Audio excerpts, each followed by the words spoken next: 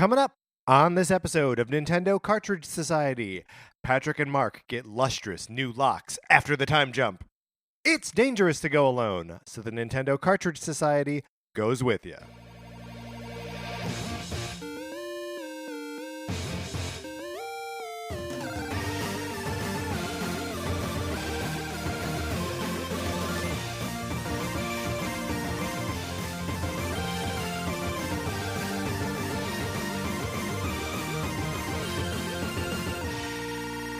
Welcome to Nintendo Cartridge Society. My name is Patrick Ellers, and I'm joined, as always, by my co-host, Mark Mitchell. Mark, how's it going? It's going great. Now, to get ahead of anybody who's worried that we're going to be spoiling stuff right up at the top, we're not. Right. Well, I mean, we are going to spoil stuff, but you have some time. There's gonna be another music break, and then we are going to spoil Fire Emblem Three Houses up through the end of Chapter 12. Right, because that's as far as either of us have played. Well, it's as far as Mark has played. I've played further than right. that. Yes, of course. And of course, when I say either of us, I am, as always, just speaking for myself. Thinking about his own experience. No regard for anyone else's existence whatsoever. But no, this is us. We know that this is a spoiler heavy episode, but maybe you wanted to just see what we were up to, because we do a little bit of talking about stuff before. Right, and I'm gonna talk. I could talk right now about haircuts that aren't even related to any sort of game. That's right. So I meant to get a haircut last week, and then I'm just thinking how many people were driving away by me talking about this, but it's fine, right? So did you get a haircut? No, I didn't. Okay. So I didn't get a haircut because I was sick on Friday. I was going to get a haircut after work. I didn't do that. Yes. I went home and slept instead.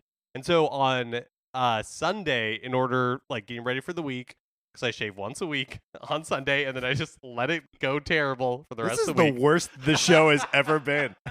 Should I even get to where I was going? Probably not. No, Let's I don't just, know. Pull the ripcord. I don't know what's happening. Just bail out. Bail out while we can. If you would also like to bail out on life, that's what we call playing Sonic Forces. You can borrow my copy of it. Email us, Nintendo Cartridge Society at gmail.com with the mailing address. Mail Sonic Forces to you. You get to play it for as long as you want. Also, you should send us Super Mario Maker 2 levels, email, or you can tweet them at us at NinCart Society. That way we can play them. We can shout them out on this show. We can share the level code, and everyone has a good time. I'll have a good time. I'll have a good time, too. It's a promise. And then also, here's another thing. This is a job that you have. We are going to determine what is the best piece of Nintendo music. The only way we could ever do this is if you all help us. That's right. So go ahead and send in your nominations for the best piece of Nintendo music ever.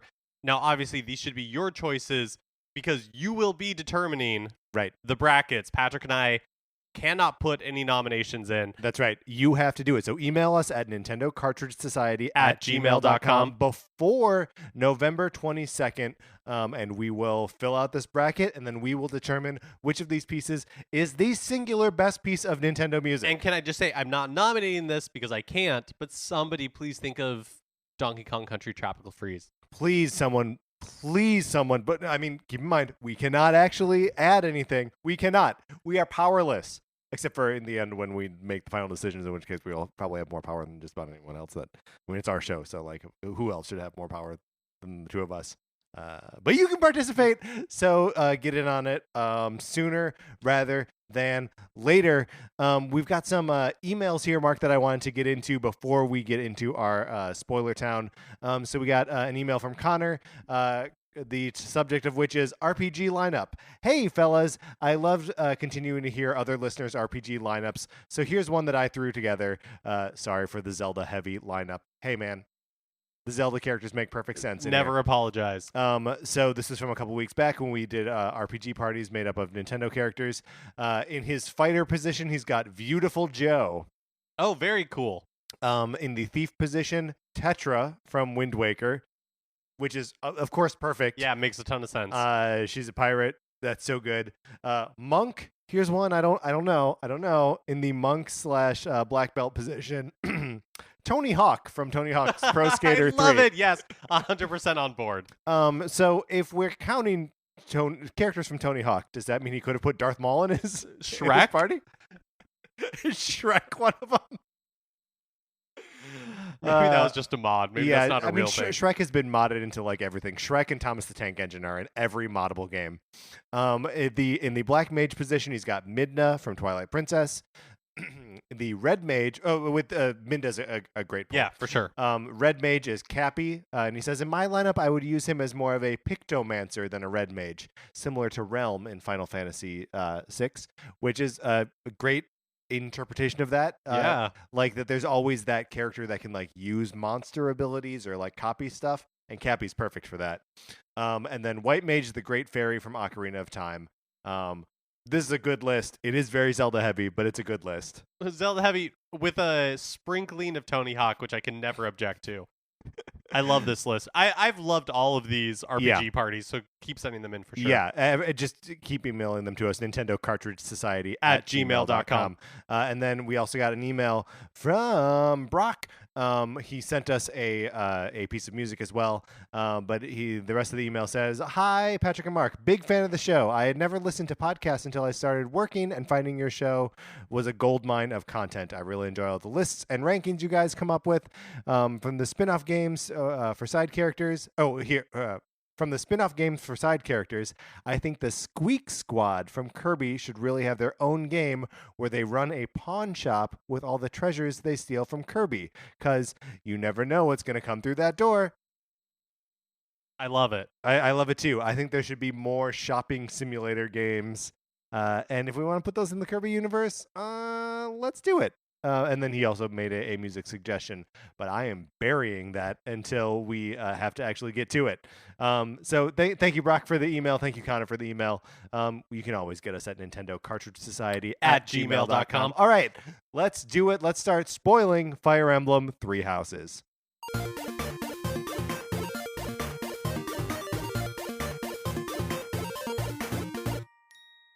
Mark, I'm afraid you got to help me a little bit here, because it has been a month at least since I got to the time jump. No, I was thinking about this because the game came out in July, right? Yeah, I guess so. Yeah. So I've been slowly making my way through it. Right. No shame. For like quite a bit of time, because we're only going to be talking about the first 12 chapters.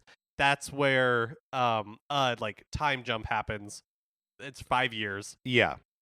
Your character is basically unconscious / missing for 5 years. Right. You fall into like a chasm. We'll get there. We will get there. Okay, so one of the things I wanted to find out from you, because we played from two different houses. I played the Blue Lions. And I played the Golden Deer. Right. So which are different houses, but their perspectives aren't so different. I wish we had a Black Eagle player here. Yes. But go ahead with your question. So kind of what I wanted to figure out is what how like the big reveal is built for Claude, right? Okay, so basically a lot of stuff happens in the first part of the game that doesn't really I don't even know if it's like necessarily worth talking about. The part that I really want to get into is right kind of like before the time jump, it's revealed that Edelgard, who is the leader of like the Black Eagle house, that she is actually like she's a double agent. She's the Flame Emperor, right? Who has been working to sabotage and take down the Garreg Monastery and the Church of Saros, because they have been sort of governing the continent on their own and have like some sort of like corrupting influence. I mean, I imagine that we discover it the same way that you did. That the mask comes off, right? And it's Edelgard is the Flame Emperor. But it breaks Dimitri. Really? Yeah, like it breaks him. Like he so what is his relationship with her before that? Because Claude is pretty distant, like from both of them, right? Claude always is like we need to have a more like. We need to be on like equal footing and sort of like spread out the power, and like the nobility is kind of messed up.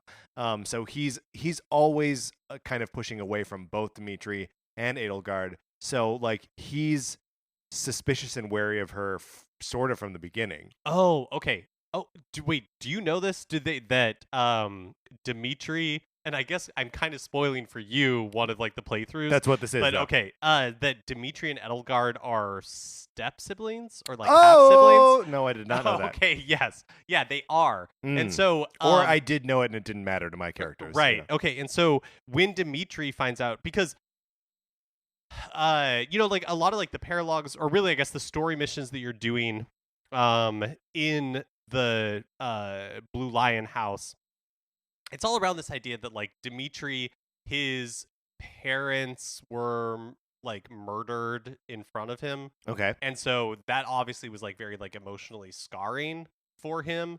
And when I just played it, but I'm blanking on the name of like Byla's father. Yeah, like Geralt. Yeah, so Yeah. when like he dies, right, Dimitri really starts to like turn, and even before that in the game, he's like there are like moments where he's like a little bit like off. Not like crazy, just like he's different. He's like more somber, or you can tell like he's really grappling with something. Yeah, And well, then, he's an interesting character because he is such like a prim and proper boy when you first meet him. right. Well, because he's going to be king someday. Right. So Yeah. he's got to be prim and proper Mhm. boy. And definitely when we get to the time jump itself, I don't think anyone comes out of that change looking more like ragged and just like he gets so hot. Well, But- right. but this is the Yeah. reason. So like when he finds out that Edelgard is the Flame Emperor, he like literally has like a breakdown. Like he starts like laughing, and he's just like, "I will kill her." Like that is Yeah. his one goal from Yeah. that point forward, is just to like murder her. Yeah. And so after the time jump, the first character, I'm assuming in your game, I'm just realizing this now, that the first character you meet up with is probably Claude. Yeah. But the first character I meet up with is Dimitri, and you can just tell that the past 5 years that you've been gone, and you're at the point where I am, like literally you just woke up, you go back to the monastery, Dimitri is there, and then you're off to like try to clear the monastery of the thieves that are living there. Right. But so you haven't played that mission yet? no, I haven't Okay. played that mission yet. That's like right where I stopped. Got it. And so he has seemingly just spent like the 5 years. He's kind of like gone like crazy Batman, where he's just like, Yeah. I just want justice, right? Like the world is void of justice, and we need to like kill the rats, is like all he keeps saying like over and over. Ugh. Basically.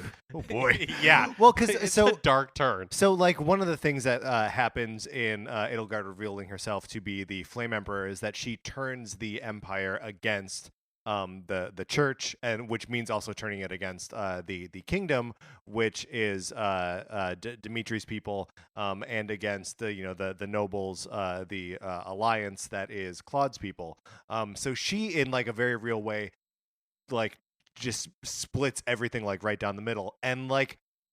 Perhaps necessarily so. It's not totally evident to me why. Like the church can kind of suck in some ways, but like they don't read to me as like super evil and super corrupt. I imagine that there is something that happens in the Black Eagle storyline that makes that a little bit more explicit. I'm also wondering if like the further we get, I don't know. Because I agree that there is nothing up front, Yeah. that like in the Blue Lion story either, that makes them like outright evil, but there's definitely like hints that something else is going on. Yeah. Or that's how I'm like reading it.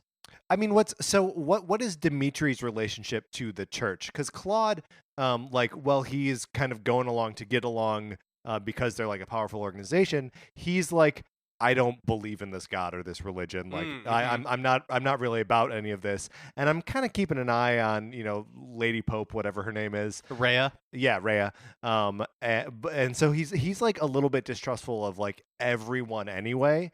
And is sort of, like I say, always kind of like scheming to like equalize the power between everyone. But he's not so invested in it on like a personal or like religious level. Yeah, I actually don't remember any time that Dimitri really talked about the like, religion itself or anything. Like I guess he has I like an investment in it remaining as an institution. Yeah. But like for the stability of the kingdom. Right. Yeah. But no, I don't think he really has strong feelings one way or the other about it. It doesn't really seem to be on his mind. Yeah. That I remember at all. But like Ray is interesting because we find out that like she's a dragon. Yes. Yeah, so like when Edelgard turns and attacks the monastery, she basically gives over like her position to Byleth and then transforms into a dragon and goes all Game of Thrones season 8 on everyone. On everyone. But also in the meantime, you've been given this position as like the new Pope of the Church. I know that's not the right terminology, but because it's revealed that Solace, the being that has been talking to you the whole time, is the creator god and is implanted inside you so that you are like the vessel for the creator god. So like obviously you are a better leader of the church or like figurehead in the church for that. So like there's a bunch of twists that happen like right there in like chapter 11 and 12.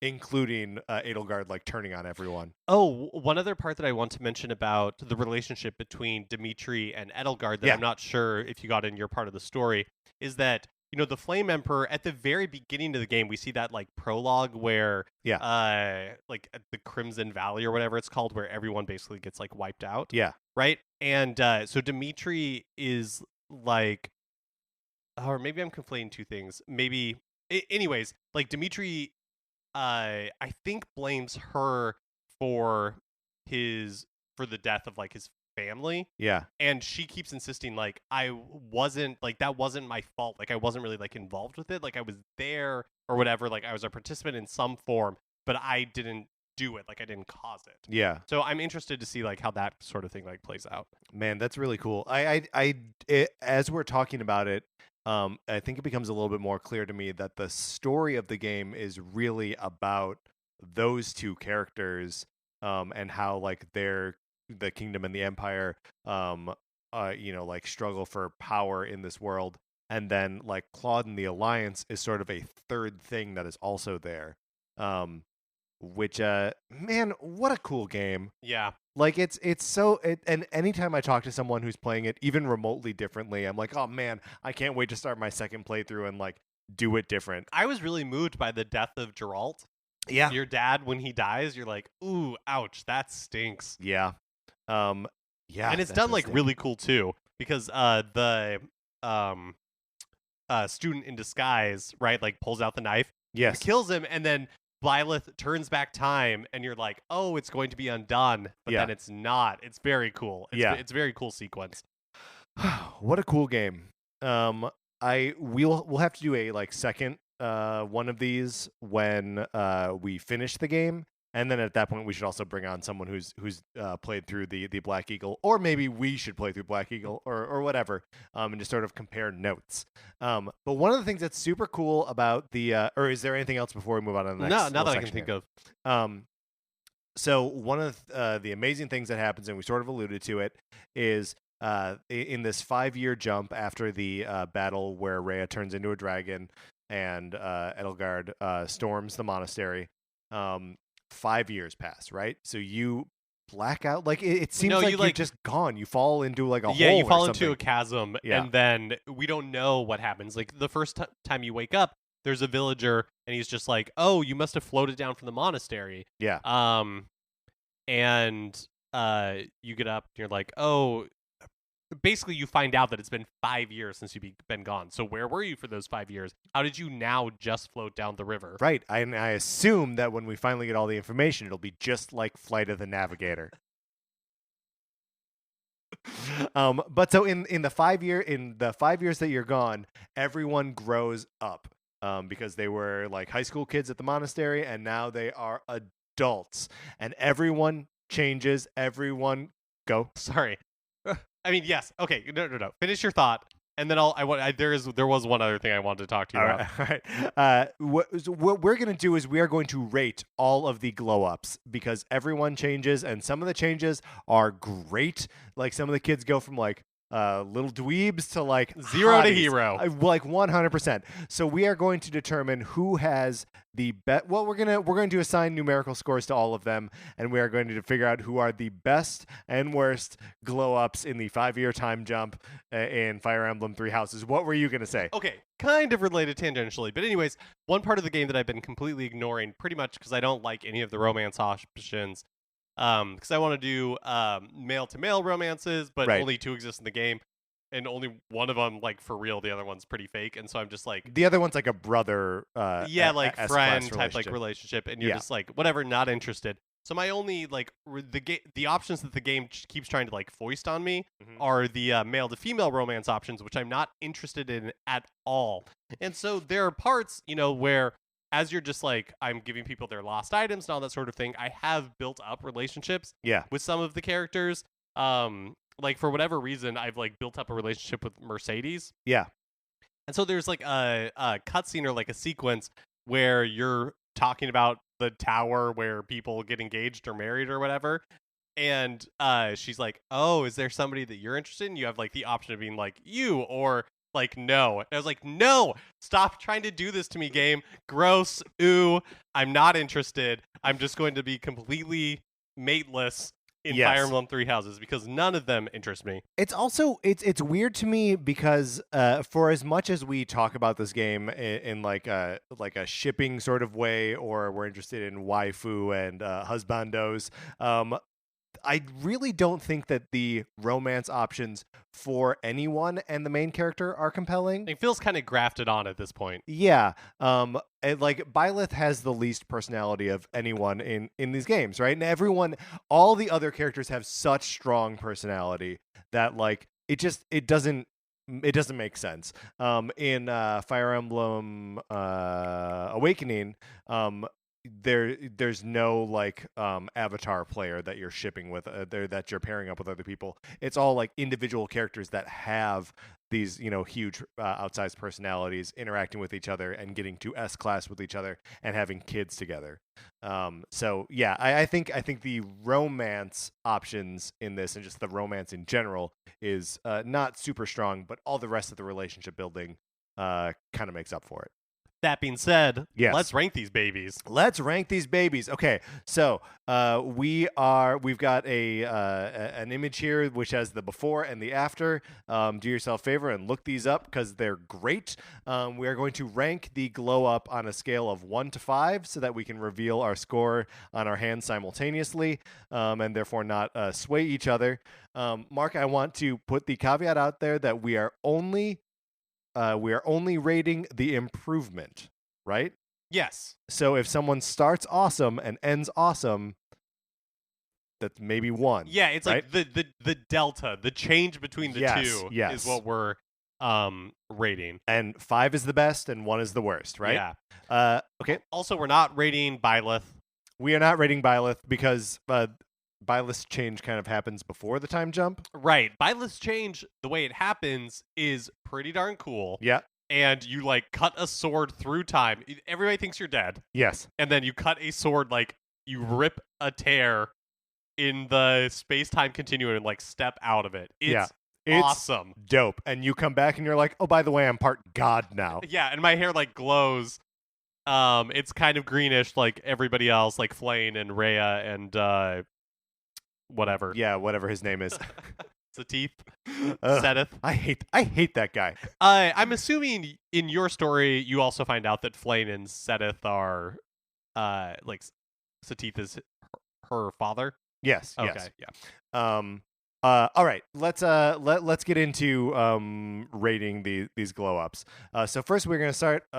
Well, actually, do you want to save the 3 main characters for later? Or do you want to start with them? Let's just go in order here. Okay. So we're starting with Edelgard.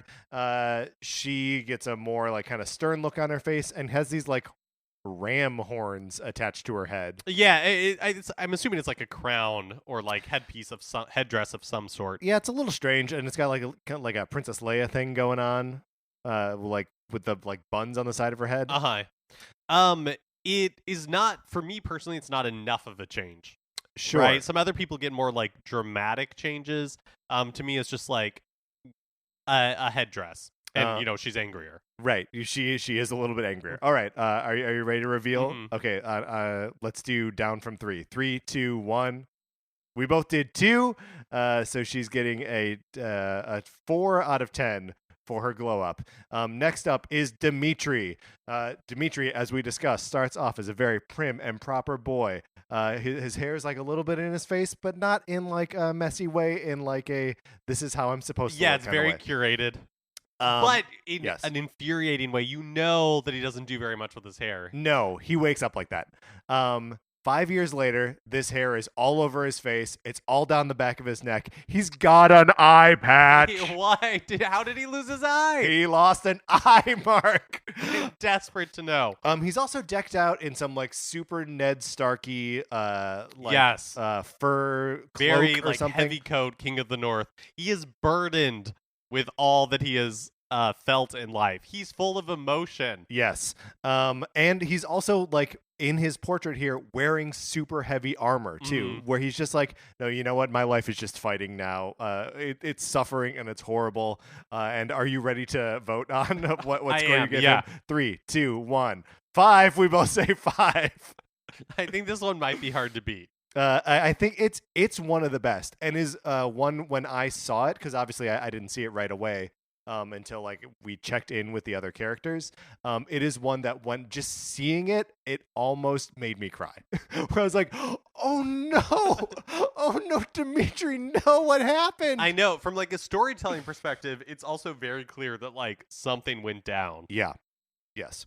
Okay, moving on to Claude, who I think is generally, for me, my favorite character in this game. I just don't you just don't know him if you're not playing. Yeah, like I just don't interact with him very much. And I don't really have the opportunity to interact with him very much because when you're talking with the other heads of households or whatever they're called, obviously you can't like recruit them or do any of that sort of thing. So like you're a lot of times you're just limited in your interactions with them. Yeah, well, and also like your motivation for talking to them is limited too, because you can't recruit them. Yeah. Okay, so in his growing up, he loses the little like Padawan braid, but he also gets these like sideburns that kind of come down into an almost beard. I don't know. For me, he loses a lot of like the impishness about him that I like. In his like normal appearance. Yeah, he's like a male porn star who has just like kind of yeah, go on. Just like the transition from twink to hunk is just not gone like all that well. Just not all that well. So are you ready to rate it?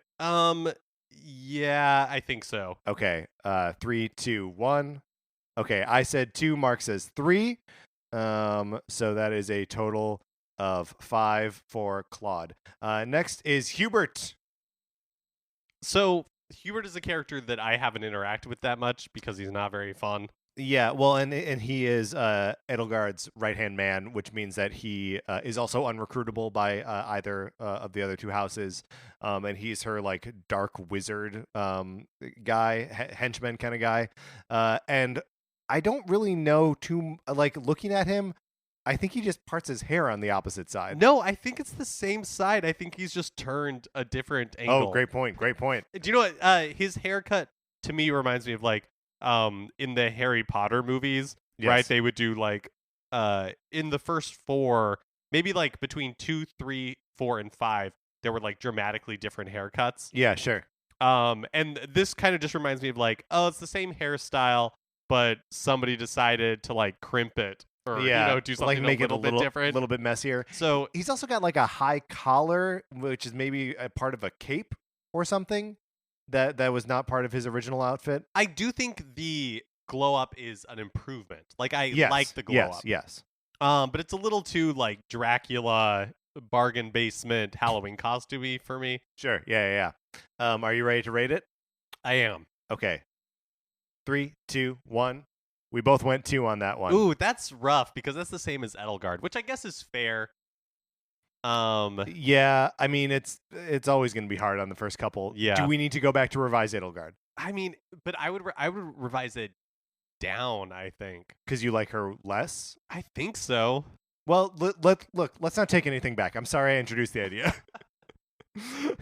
Always forward. Always forward. Also, we've got so many more of these. Oh my gosh, we really do. Okay, then next up is Ferdinand, who is also he's got a proper gentleman thing going on in his original look. He's red hair, but it's in like just like a nice respectable kind of cut. After the time jump, he goes. These are the luscious locks that we were referring to earlier. He's got some nice long hair. And is now wearing like some kind of like shoulder armor. Still kind of gentlemanly, but just a little bit more like a gentleman who's got business to attend to. Yeah. I don't know. Long hair on guys doesn't really do anything for me. Sure. And literally it's just like he let his hair grow out. So overall, not super impressed. All right. Well, let's vote on Ferdinand. Are you ready? Yeah. 3, 2, 1. I said 3. Mark said 1. Moving on to Linhardt. So Linhardt had some bad hair before. Linhardt had terrible hair, which upset me so much because Linhardt is the only real male to male romance option in the game, and I'm like, you have got to be kidding me. Yeah, because he's got like a weird bob and a ponytail. It's like a page haircut. It doesn't make any sense. It's really Your confusing. Little sister had it in the 90s. Yes. Everybody had this haircut in the 90s. And the glow up is better, but not really. No, this is like I'm glad he finally figured out what to do with his hair. Yes. We all know this Pull person. it behind the ears, man. Yeah, exactly. So tie it back. In that way, it is an improvement. Yes. But I think overall not impressed. All right, you ready to vote? Yep. 3, 2, 1. We both went 1. That may be the worst glow up at coming in at 2. Okay. Next up is Caspar, the dude with the like blue faux hawk. So that's I like this character a lot to begin with. He was one of the few like outside of Golden Deer characters that I was like, I need to recruit him. I'm going to recruit this guy. As he grows up, his hair, basically the short part of it gets shorter and the long part gets longer. The whole thing stays blue. It's a contradiction. I don't understand it, but I like it. I like it too. I mean, he like commits to the mohawk. And like he the looks cool. He looks cool. Super cool. His hair like somehow looks like braided or something, or it's just like really like textured or in 3 rows. Yeah. No, he's rad. Like he's almost got like the reverse of Sonic the Hedgehog's hair, right? Yes. And also in his portrait, he is wearing the biggest, beefiest armor you can imagine. It's dope. Mark, are you ready to vote? I'm ready. Okay, 3, 2, 1. We both went 4. So he has a total of 8. A strong second place so far. All right. Next up is Bernadetta, who goes from, man, she is just a rumpled mess in the original. Real Raggedy Ann vibes. Real Raggedy Ann vibes. And also it seems like she's wearing a hoodie under which I respect. Under her school uniform. I mean, she just doesn't want to be out and about. No. Like, I get it. No, she wants to be in her room, which is where you can always find her. Usually you have to talk to her through the closed door because she doesn't want to talk to anyone. 5 years later, she doesn't figure out her hair. No, she doesn't. Still a mess. She's cutting it herself. She is 100% cutting it herself. And like she's got a pair of earrings and like some like kind of cloaky thing. I don't know. Are you ready to vote on this one? Yes. All right. 3, 2, 1. We both went 1. Sorry, Bernadetta. I almost feel like it's like headed in the wrong direction. The volume of her hair is less, which I think is good. But she just needs to figure out a length thing because she has like long hair in the back, short hair up front. It's just not like really working. Also, are those like ribbons in the back of her? No, head, I think that's more hair. So she's got 3 different lengths of hair in her hair. She's got like front, she's got side, and then she's got like the back, which is way longer. It just doesn't make sense. Like, I'm sorry for the 2 because I hate hurting people's feelings, but I'm not because it's earned. Yeah, 100% earned. Okay, next up, we got Dorothea, who comes in with this like BDSM hat originally and like wearing a choker. So she's got like a real early '90s acoustic girl rocker thing going on. Totally. In her original 5 years earlier, 5 years later, the hat's gone. She says The hat's no gone, more but she's hat. still kind of got like the mall goth thing going on. Yeah, She's wearing like a more aggressive choker. yeah. Well, it's like a huge choker, right? But I feel like this one feels like a genuine like glow up, right? Yeah, Like she feels absolutely. more adult or more like appropriately, like she's not faking the image anymore. She's just living it. Yes. You know what I mean? Yeah, absolutely. She's teaching English somewhere, some like small conservative town, but she's still going to make people read like, I don't even know, like To Kill a Mockingbird because that's for whatever reason is. Right, but she could still tour if she wanted to. Yeah, if she wanted to, but she doesn't 'cause she has a family now. That's right. Which she's happy about. All right, are you ready to vote? Yes. Okay, 3, 2, 1. I went 4. Mark went 3. A lot of agreement on these. That one is not 100%, but that's still good. Next up is Petra. Petra's a character who I didn't really have any interaction with until later in the game, and so then I started to understand or later into how far I've made it so far, and I'm like, oh, like I kind of got an affinity for her. I just like her like bit where she's from like a foreign land, and so she's trying to like understand the language and all that kind of stuff. Yeah. And I love that she's like always kind of throwing shade too. Yeah. That she's almost always like, it is worse here than where Yeah, I come from. Totally. And she's got some of the best hair in the game, I think. I know. I actually kind of like her hair before more than after. Me too.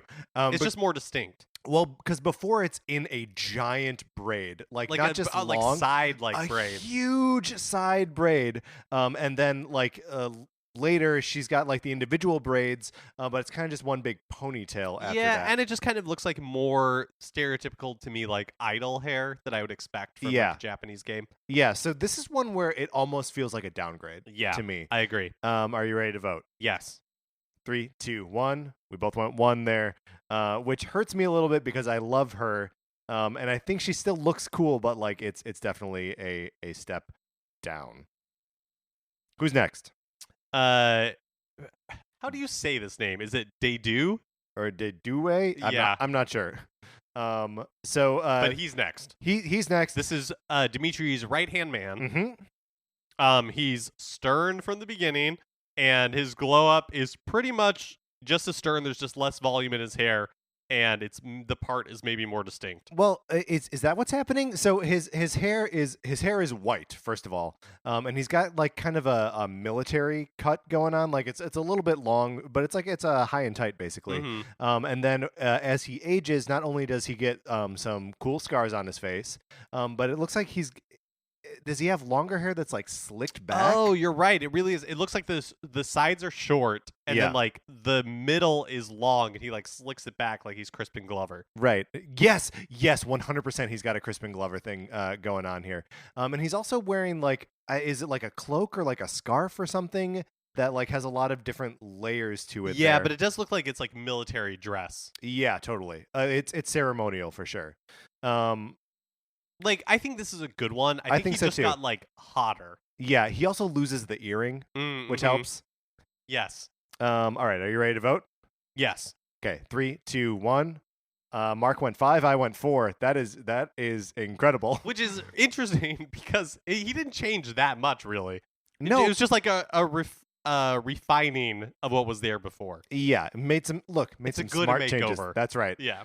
Next up, we got Felix, who again is sort of a messy hair situation that he kind of just he gets through it by just tying it all back in like a big bun.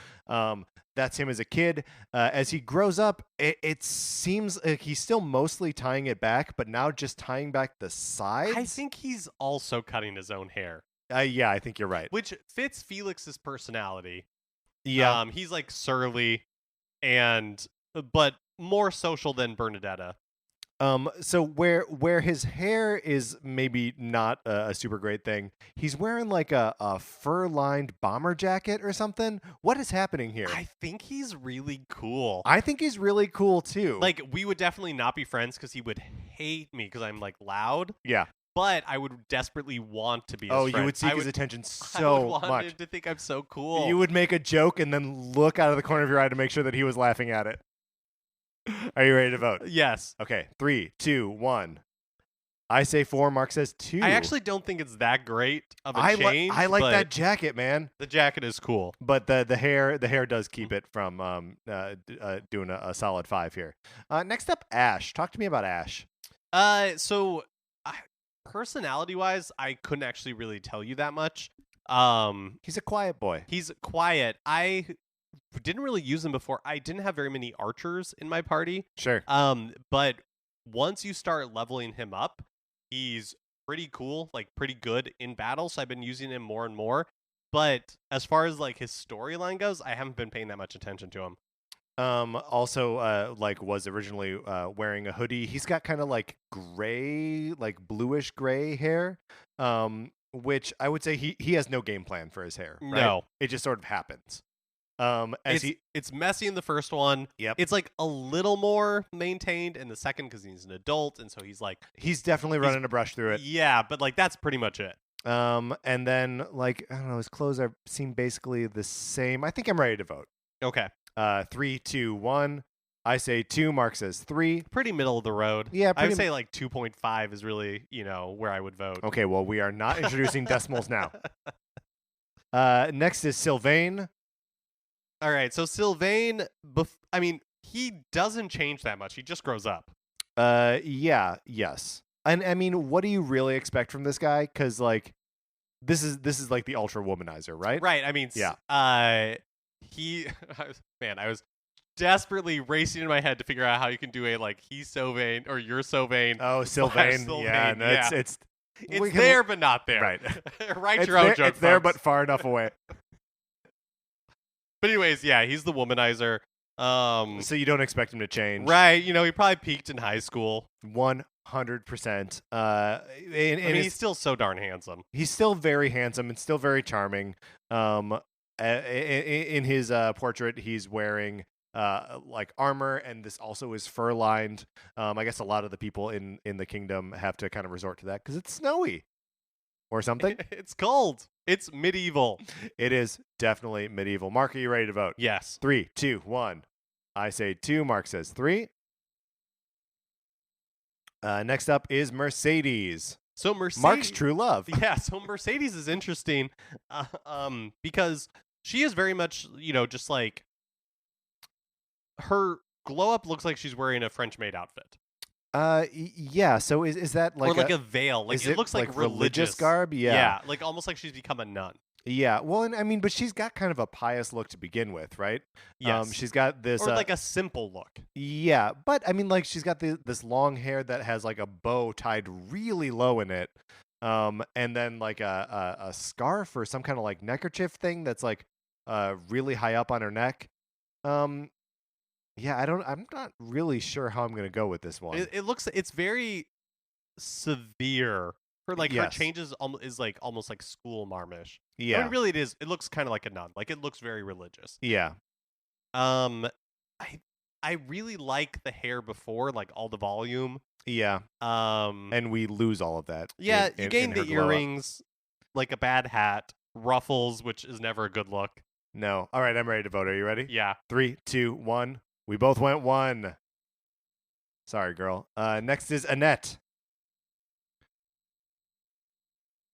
Okay. Annette, kind of cute little ringlets in her hair. But very like, Pippi Longstocking. Very Pippi Longstocking. Perfect. Thank you. And then like not really much to speak of there. In the glow up, her glow up is kind of the same, right? Like her hair gets a little bit longer. Less curly, maybe. Yeah. Yeah, I don't really feel strongly about this one. All right. Are you ready to vote? Yeah. 3, 2, 1. I say 2. Mark says 2. We both say 2. Next up is Ingrid. Talk to me about Ingrid. Man, I'm gonna have to remember. See, like I don't really use Annette or Ingrid very much in my party at all. Yeah. So I don't really know what to tell you about them. All right, that's fair. So Ingrid's got she's got a long, is that braided? Is her hair like in a big fat braid or what's going on in the back there? It's hard to tell. I think it might just be like flowing down the back. Yeah, as she grows up, she looks like she gets rid of most of her hair. Yeah, she looks like Linkle. She does look like Linkle, which is pretty cool. Yep. And has got like cool green tassels on her fur cape. All right, I'm ready to vote. Are you ready to vote? Yes. Okay, 3, 2, 1. We both say 3. And that ends the Blue Lion house. We are now moving on to the Golden Deer. And first up is Lawrence. I'm gonna say right offhand, a lot, not all of these are big improvements. For the Golden Deer. Uh-huh. Yeah, a lot of them. I would, and Lorenz is an improvement too, because I think at the beginning he has the worst hair. It's so bad. It's a bowl cut with like the weirdest V, the weirdest triangle. Well, the thing is that his face is already like really narrow at the bottom. Yes. And it looks like somebody put a wig on a lemon. Yes, it is 100% someone putting a wig on a lemon. As he grows up, he lets his hair grow long and then parts it all off, so he's got this big like cascade of hair. It looks very cool. It looks very cool. It makes him look like a human being for the first time. He didn't look human before. Now he looks human, and he's wearing some cool armor. Are you ready to vote? Yeah. 3, 2, 1. I say 3. Mark says 4. I think it's a huge improvement. Yeah, I think it's a big improvement too. I would say from naughty to hottie. Oh, well, there you go.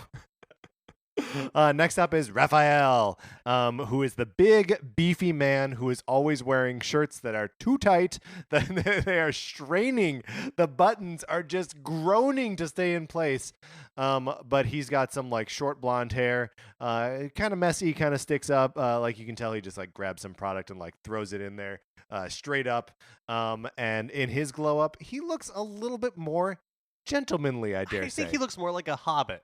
Oh, okay. Yeah, that's not wrong. He's wearing like a cloak and like a high collared shirt it's all earth tones. And his hair is longer, and he's got these sideburns now. Yeah, it's less managed. Yes. But I think that it very appropriately conveys his character, that like he goes from being like a rough and tumble like kind of jock dude to being like a little bit of like a seasoned warrior, like someone who's out there and in it. But yeah, are you ready to vote? Yeah. Okay, 3, 2, 1. We both say 3. I think it's like a good solid. It's what you would expect Raphael to look 5 years later, Yeah, but it's totally. not like a dramatic transformation. Yeah, 100%. Next up, we got Ignatz. Okay, Ignatz has bad hair. Ignatz also has bad hair. There's There, a lot of bad hair in the Golden Deer house, unfortunately. yeah. So up there at the beginning, Ignatz has not great hair. It's like kind of a bowl cut, but too long, and in the back he has like a bird tail. Yeah, and it kind of type like thing going floofs on. forward. And then as an adult, he just has Harry Potter's hair. Yes, which works for and Harry Potter's glasses. Right. Basically, he looks like Daniel Radcliffe Yes. as Harry Potter, which is not a bad look. Also, do you think this is for or against that he's got this giant feather in his profile? Is that a quill or is that part of his outfit? Difficult to know how he's like holding it or if it's placed in there. I'm gonna say pro. I'm pro feather. I also think that he has done a good job of picking a cloak that, well, it doesn't match his hair because it's very green. It complements the color of his hair. It's very complimentary. Also seems to have very good posture. Yes, seems to have very good posture. Also, he's one of these characters that benefits very well from just like the subtle aging on the face. Yeah, for sure. That he goes from looking like a dorky little kid to being like, this is a guy who's gonna get some stuff done. Mm-hmm. Are you ready to vote? Yes. 3, 2, 1. We both say 4. It's not a very dramatic No, it's not super dramatic, change, but it's in the details where Yeah. it matters. Agree. Next up, Lysithia. So she is a magic user addicted to sweets. She's she's addicted to big sugar. She's got some long white hair and the punishingly pink eyes. Yeah, and really in the glow up, she's just like, what if long hair, but purple scarves? What if purple scarves is basically her thesis statement. And also, like, are these earrings or what? They're just like this kind of like decoration that's part of her hair now. Oh yeah, they look like they're earrings, but when you actually like investigate it, they appear to be attached to hair. There's some confusing things happening with Lysithia's look. Although I guess she is probably one of the characters that still remains pretty young after the 5-year mark, because she's like she's like admitted to the monastery early. She's like 14 or something when the game starts. So maybe she hasn't. I feel like she has another 5-year jump in her still. Yeah, I also think that her like a 5-year later look is editorial. So it's like she's making decisions. Yeah. She's making fashion choices. I don't know if they're the right choices for her. Like, you're right. She will grow out of this, I think. And eventually, who did we say that was like a English teacher? Yeah, Dorothea. Yeah, I think like she will eventually become what Dorothea is. 100%. And so she's kind of like in her right. like middle stage, like figuring it all out right now. Are you ready to vote? Yes. 3, 2, 1. We both say 2. Next up is Marianne. Here's another pious character. So she's got blue hair, and she's got like a nice like braid that kind of holds it back, and then has like those kind of like tendrils that come down around her ears. And then in the glow up, it's basically that, but without the tendrils. Yeah, just kind of chopped it off, and got some of the hair out of her face, some of the bangs out of her face. And then she's also like wearing a little bit of a clothes. I think these may be like monastery like specific clothes. Yeah, but she has like the what are they called on the shoulder, like the epaulets? Yes. Yeah. So it's yeah, it's hard to know exactly. I don't know. It's really middle of the road. Yeah, I would say it doesn't make much of an impression. Are you ready to vote? Yeah. 3, 2, 1. Mark says 1. I say 2. 2 and 1. Next up, we got Hilda. Now, let me just say that I love Hilda. That she is always tricking people into doing her chores for her. And I don't know why, but she started leveling up very quickly for me. So I'm just very much attached to this character. And she'll also chant her own name every time she wins. She goes, Hilda, Hilda. She's the best. But she's got pink hair in these giant pigtails. Like just huge pigtails. Yeah, maybe she's more Pippi Longstockings than whoever I said it was before. Yeah, I think that's probably right. In her glow up, it's still sort of the same, but I don't know. Are the pigtails like pulled back further? Okay, so I kind of feel like she is on like the pop star like career arc, right? Where at the beginning they probably came up through the Disney Channel, so they're a little more like wholesome, sure, and kid friendly, and she's kind of in like the middle Miley Cyrus stage, sure, right? Where she's asserting herself as a sexual being. Yes, exactly. Well, because she's also wearing this in the portrait, she's wearing this like dress with a super high collar, but like a cutout boob window. So like you can really see her and cleavage. Like straps that look like they might be like bra straps or some sort of, or like there's some kind of bondage component. Yeah. Like I'm into it. I think it's a good look. Are you ready to vote? Yes. 3, 2, 1.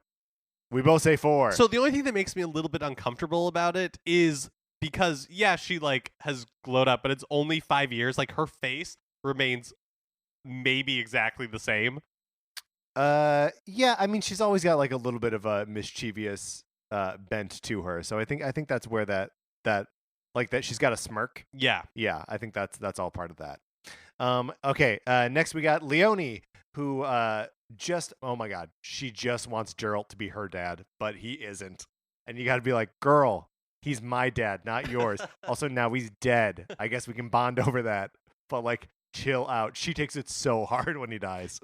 Have you ever seen the movie Swiss Family Robinson? Yes. Okay, so in Swiss Family Robinson, the family that's on the island, they crashed on the island. There's like 2 other people, a captain and his son, ?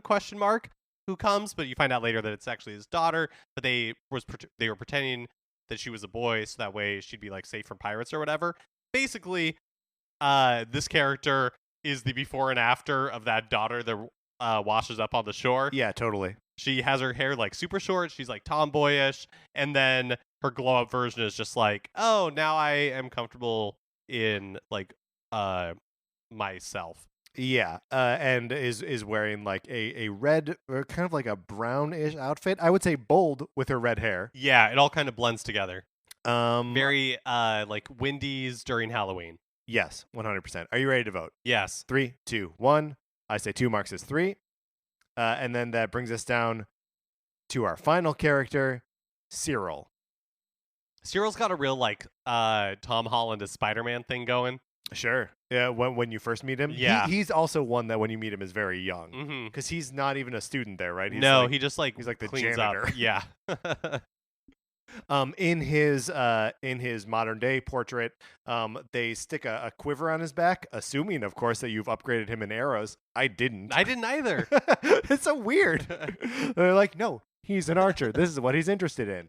But he's also he was wearing this sort of what is the neck cut on his original look? Yeah, I mean basically peasant chic. Yeah, exactly. But in the glow up, he's got a higher collar. Yeah, in the glow up, he basically looks like or his outfit is, just imagine a Robin Hood gritty reboot, and this is what he'd be wearing. Yeah, 100%. All right, are you ready to vote? Yes. Okay, 3, 2, 1. I say 4. Mark says 4. Yeah, because we were dismissive about the Robin Hood gritty reboot thing, but it works for him. Oh, it totally works, and especially because before that, he's just got this petulant kid look on his face, where he's like, well, I mean, he's poor. He's desperately, desperately poor. Yeah, and in love with doing chores. And he if you offer to help him do his work, he's like, "Don't help me. They're my chores to do." Well, I think it's because Rhea took him in, and yes. so he really respects her and is willing to do anything to help. Right, and wants to earn his keep. Mm-hmm. Basically, is what it boils down to. So anytime you offer to help him, he's like, "No, I have to earn this." Okay, Mark. I'm now going to order this by our totals, and we will see who our best glow ups belong to. The top. We've got a huge tie for third place, but coming in at number 1 is, of course, Dimitri with a perfect 10. In second place is Dedue with a 9, and then tied for third with an 8. We've got Cyril, Hilda, Ignatz, and Kaspar. It's pretty good. That's pretty good. And then, of course, the worst glow ups. All with 2 are Lindhart, Bernadetta, Petra, and Mercedes. So, sorry about that. Sometimes you were born ugly and you die ugly. Well, and sometimes you were born looking okay and then you die having not improved. Yeah, that's true. That's true. All right, Mark, let's get out of this.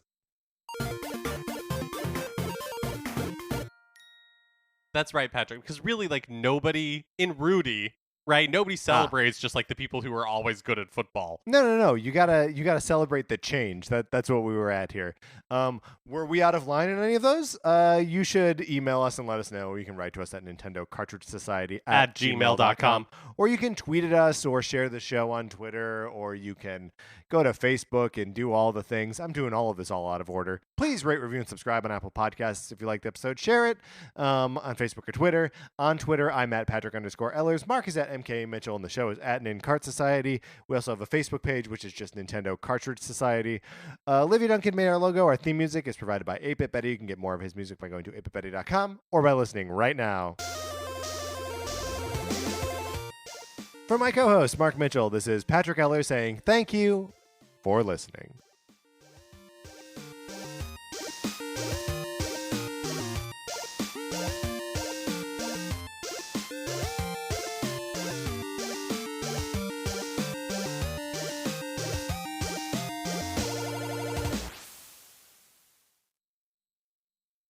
Hi, Campfire listeners. I'm Brie Helders, and I'm the host of a new podcast with Campfire Media called My Dead Parents, where every week I have a different guest who, like myself, has one or more dead parent. We talk deeply about grief and transformation, and also get to vent about the funeral industry, doctors, annoying relatives, hollow condolences. Sometimes it's funny, sometimes it's not so funny, and we're not afraid to get deep. You can listen and subscribe on Apple or anywhere you listen to podcasts, so tune in.